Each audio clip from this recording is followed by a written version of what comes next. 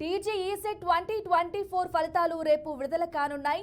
మసబ్ ట్యాంక్లోని ఉన్నత విద్యా మండలి కార్యాలయంలో చైర్మన్ ప్రొఫెసర్ ఆర్ లింబాద్రి మధ్యాహ్నం 12:30 విడుదల చేయనున్నట్లు ఈసెట్ కన్వీనర్ పి చంద్రశేఖర్ ప్రకటించారు.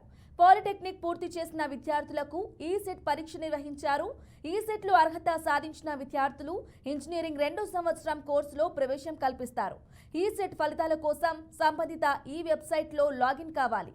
ఈసెట్ ప్రవేశ పరీక్షను మే 6న నిర్వహించారు.